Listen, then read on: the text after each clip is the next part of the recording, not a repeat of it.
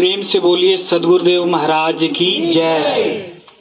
यहाँ पर उपस्थित सभी प्रेमी, यहाँ पर उपस्थित जितने भी प्रेमी भक्त आए हुए हैं, उन सबका मैं अपने हृदय से अभिनंदन करता हूँ।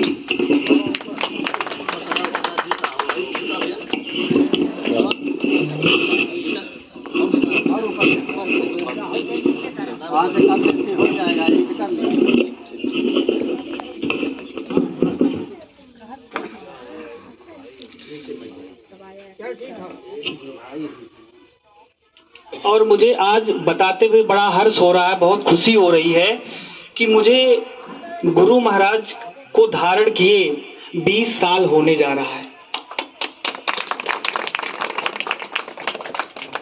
और ये गुरु महाराज की बहुत बड़ी कृपा होती है कि जब आप उनके संपर्क में आते हैं तो उनके द्वारा बताई गई बातों को आप कहीं ना कहीं जरूर अपने जीवन में धारण करते हैं, ना चाहते हुए भी। इसीलिए कहा गया है कि संगति का जो असर होता है वो कहीं ना कहीं से आपके ऊपर जरूर आता है। तो अब तक इतने प्रेमी भाई लोग अपने वचनों से सत्संग सुना रहे थे कि हमें अपने जीवन में कैसे सुख शांति लाएं, गुरु महाराज के द्वारा बताए गए मार्ग पे कैसे चलें। तो उसी कड़ी में मैं अपनी बात को जोड़ूंगा और थोड़ा सा अपनी बात रखूंगा। मैं आपको ये बताऊंगा कि हमारे जीवन में गुरु महाराज की जरूरत क्यों है। ऐसे देखा जाए तो हर कोई एक दूसरे का गुरु ही है, और गुरु क्या हाल है आपने सुना होगा। चाहे सही बात बतानी हो, खराब बात बतानी हो, कोई बुरी आदत सिखानी हो, कोई ना कोई किसी का गुरु होता ही है। अगर तंबाकू भी खाना है तो उसका भी कोई ना कोई गुरु होता ही है। तो हमें ये सीखना है कि हमारे जीवन में अच्छी संगति और अपने जीवन को उद्धार करने के लिए हमको किस गुरु की जरूरत है। उसके लिए जो है हमारे जो समय के सद्गुरु जी हैं आपके सामने हैं, हमें इनके पास आना पड़ेगा। जब तक आप इनके पास नहीं आएंगे, आप जीवन में तो हर चीज करेंगे लेकिन आप अपने मन से खुश नहीं रहेंगे। आपके पास रुपया पैसा सारी सुख सुविधा होते हुए भी अगर आप अपने अंदर से दुखी हैं तो आपको किसकी जरूरत है? आपको समय के सद्गुरु की जरूरत है। अगर आपने सही समय पर समय के सद्गुरु को धारण कर लिया तो आप यकीन मानिए कि किसी से ये पूछने की जरूरत नहीं है कि क्या सही है क्या गलत है। ध्यान लगाना है, अपने गुरु जी को बस याद करना है कि प्रभु अब हम ये काम करने जा रहे हैं, ये हम आपको समर्पित कर रहे हैं, आपको बस देखना है इसे, मैं तो बस कर रहा हूं। किसी को पूछने की जरूरत नहीं है।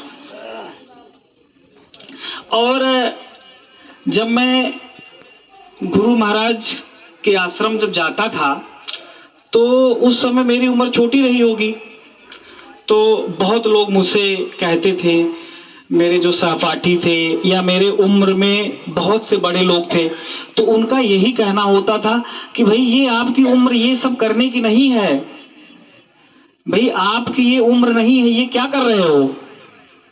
तो ये चीजें मुझे बहुत लगती थी कि भाई ऐसा ये क्यों कह रहे हैं, मैं तो कोई गलत काम कर नहीं रहा हूं। तो आज मैं उन लोगों से यही कहना चाहता हूं कि जिस टाइम वो हमसे कह रहे थे आज तक उन्होंने गुरु धारण नहीं किया, और मैं उनसे 20 साल आगे हूं। 20 साल बहुत होता है। और जब आपके ऊपर गुरु महाराज की कृपा होती है तो आपके मन में इतनी जिज्ञासा आती है कि आप तर्क बहुत करते हैं। आप जो मिलेगा उससे पूछेंगे, और जो सच्चा प्रेमी होता है वो समझ जाता है कि अब इनके ऊपर गुरु महाराज का कृपा होना शुरू हो गई है।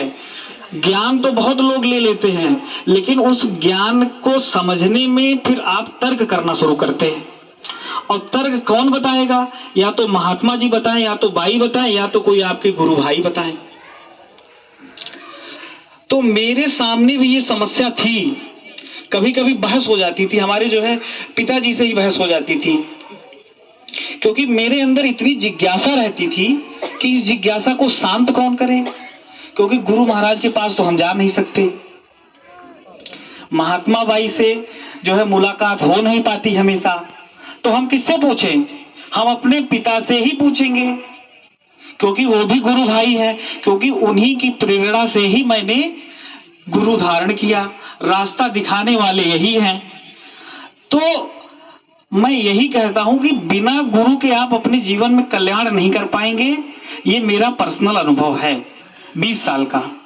आप तर्क करोगे, कुतर्क करोगे, झल्ला जाएंगे लोग कि ये लड़का क्या बात कर रहा है, ये तो गुरु भाई है, ये कैसी अनाप शनाप बातें कर रहा है।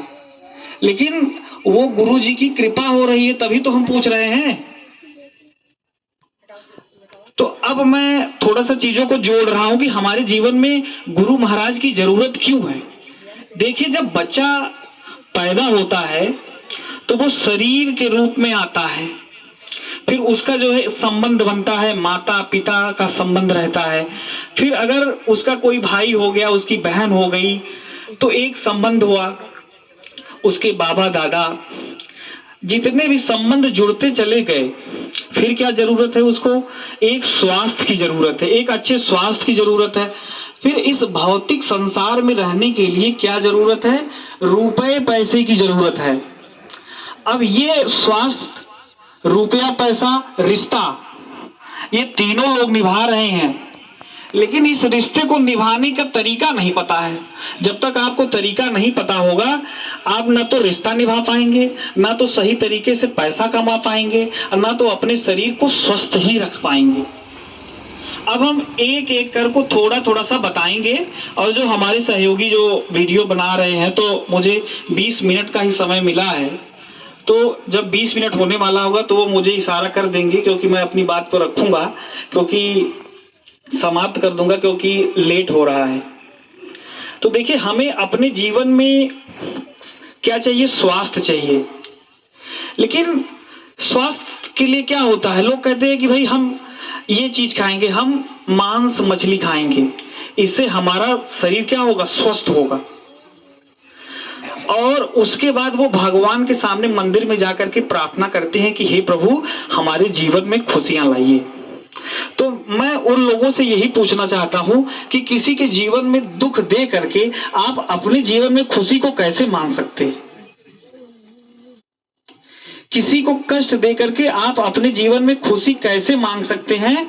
अगर मैं इसका थोड़ा और जोड़ रहा हूं कि अगर जैसे हम जो इंसान होते हैं, ये होता क्या है कि हम गलती करते ही हैं, हमें गलती करना हमारा स्वाभाविक गुण है, लेकिन हमारे जीवन में जब गुरु महाराज होते हैं तो उस गलती को करने से क्या करते हैं? हमको रोकते हैं।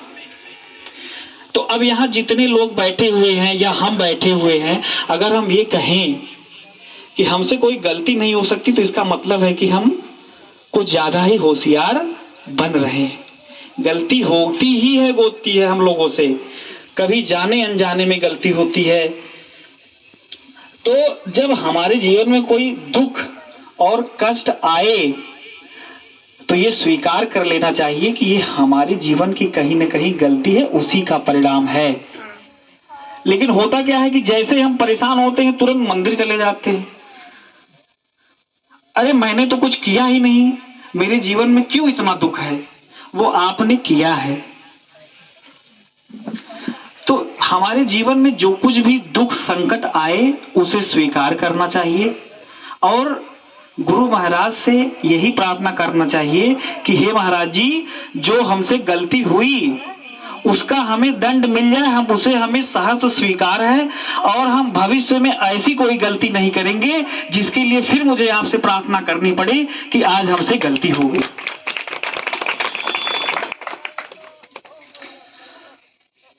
तो हम दूसरे को दुख दे करके अगर हम जा करके मंदिर में प्रार्थना करेंगे तो हमें सुख मिलने वाला नहीं है।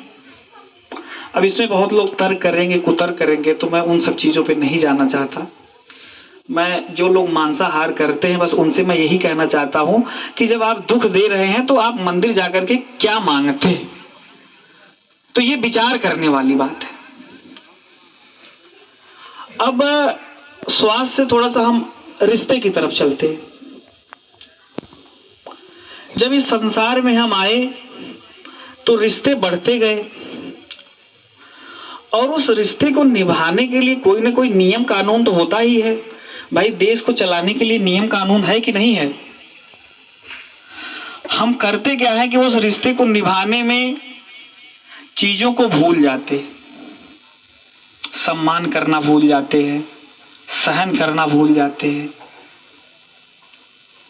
हम क्या करते हैं कि खुद को आगे बढ़ाने के लिए जब खून के रिश्ते में तनाव और खून के रिश्ते में जब विघटन हो जाए तो किस मुंह से आप मंदिर जाओगे? आप बताइए, क्या ये दुआ करने जाओगे या प्रार्थना करने के लिए जाओगे कि भगवान हमारे इस खून के रिश्ते के साथ गलत कर दो? इसलिए आपको गुरु महाराज की जरूरत है। जिस दिन आप गुरु महाराज की बात को मानेंगे तो इन सब चीजों से आप दूर हो जाएंगे। तो हमारे जीवन में गुरु महाराज की इसलिए जरूरत है। अब बात आती है कि सबसे ज्यादा जरूरी है रुपया पैसा।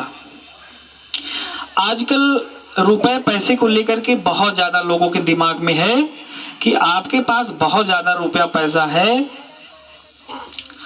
तो आप बहुत ही सफल और अच्छे इंसान हैं। लेकिन जब आप किसी प्रेमी से पूछेंगे तो वो उनको देख करके ही बता देगा कि वो कितने अच्छे आदमी हैं, क्योंकि उनके गुण और उनके धर्म को वो जानता है। क्योंकि अच्छी चीज जो होती है वो वही पहचानेगा जो गुरु महाराज की प्रेरणा होती है, जो बताते हैं। आप किसी को उसी से आंकेंगे कि भाई ये ऐसा है इसलिए ये अच्छा है। किसी को कोट पैंट से आप नहीं आंकेंगे, आप शरीर को देख करके उससे आंक लेंगे। तो इसी तरीके से बहुत सी चीजें हैं। यहाँ जितने लोग बैठे हुए हैं सब लोग गृहस्थ जीवन को जी रहे हैं।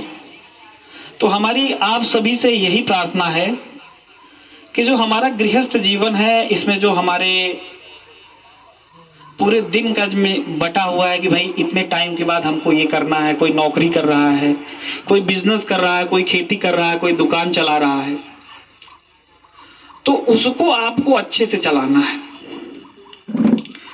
अगर आप अपने उस काम को अच्छे से नहीं कर रहे हैं तो आप भक्ति भी अच्छे से नहीं कर पाएंगे।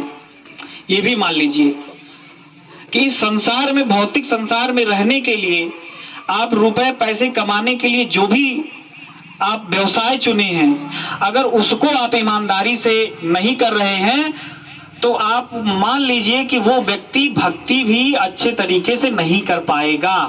अगर वो भक्ति अच्छे तरीके से कर रहा है तो वो अपने बाकी काम को भी बहुत तरीके से करेगा। ये मेरे दिमाग में प्रश्न आता है। तो व्यवहारिक मुद्दों पर मैं ज्यादा बात करता हूं, क्योंकि जो चीजें दिखाई देती हैं, जिसका अनुभव करते हैं, जो हमारे आसपास चीजें होती हैं, तो जब हम उसके बारे में बात करेंगे तो चीजें ज्यादा अच्छे तरीके से समझ में आएंगी। तो गृहस्थ आश्रम में रहते हुए गुरु महाराज के द्वारा बताए गए जो नियम हैं, जो उन्होंने एक रास्ता दिखाया है, उस रास्ते पर चलने के लिए हमें नित्य उनको ध्यान करना पड़ेगा। सुबह उठने के बाद अपनी जितनी भी प्रक्रिया है उसको पूरा करने के बाद आपको गुरु महाराज को याद करना पड़ेगा कि हे गुरु महाराज, जो आपने हमको सही रास्ता दिखाया है, आज मुझे उस रास्ते पर पूरे दिन अच्छे से चलना है। फिर रात को जब आप सोने जाएं तो अपने आप से ये जरूर पूछें कि हमने अपने पूरे दिन में अपने दिन को कितना प्रोडक्टिव बनाया, कि कितना अच्छा बनाया, और हमने अपने दिन में कितना ऐसा काम किया जिसका हमें नहीं करना चाहिए था। तो मैंने आपको पहले ही बताया कि हम सब मनुष्य हैं, गलती करेंगे, लेकिन वो जो गलती हो जाती है उसको दोबारा नहीं करेंगे। तो जब हम ये प्रक्रिया अगर हम 30 दिन तक लगातार करेंगे तो अगला महीना अपने आप सही तरीके से चलने लगेगा। हम बहुत आगे की सोचते हैं, एक दिन के बारे में हम नहीं सोचते कि हम इस दिन कितना अच्छा काम किए, कितना बुरा काम किए। भाई मंदिर हम जाते हैं, गुरु महाराज को सुनते हैं तो अपने जीवन में सुख शांति के लिए तो जाते हैं। तो उनके द्वारा बताए गए रास्तों पे अगर हम नहीं चलेंगे तो हम किस सुख शांति की बात करते हैं और कौन सी सुख शांति चाहते हैं? ये बातें सिर्फ कहने वाली हो जाएंगी, कहने से नहीं, हमें अपने जीवन में उसको उतारना है। बहुत जल्दी एकाएक नहीं उतारना है, धीरे धीरे उतारना है और गुरु महाराज के द्वारा बताई गई बातों को मानना है, पालन करना है। फिर देखिए कि जीवन में कैसे परिवर्तन आता है। परिवर्तन तो ऐसे आएगा कि मतलब आपके चेहरे पे एक अलग तेज रहेगा। मैं तो देखता हूं आजकल के लोगों के चेहरे पर इतना तनाव रहता है कि भाई ये तनाव खत्म कैसे होगा। बिल्कुल चेहरा देख करके ही, जैसे नहीं होता है कि भाई आपके चेहरे पे तनाव इतना है तो कोई देख करके बता देता है कि भाई क्या दिक्कत है, कोई तकलीफ है। तो ऐसे ही जब आप गुरु महाराज के सानिध्य में आएंगे, जब आप उनके सामने जाएंगे तो उनके द्वारा जो सकारात्मक ऊर्जा आपकी तरफ आएगी, जब आप उसको ग्रहण करेंगे तो किसी को बताने की जरूरत नहीं है। आप धीरे धीरे सच्चे और अच्छे रास्ते पर चलना प्रारंभ कर देंगे। तो इसी के साथ मेरा समय समाप्त हुआ और हम यहीं पर अपनी वाणी को जो है विराम देते हैं। प्रेम से बोलिए श्री सद्गुरुदेव महाराज की।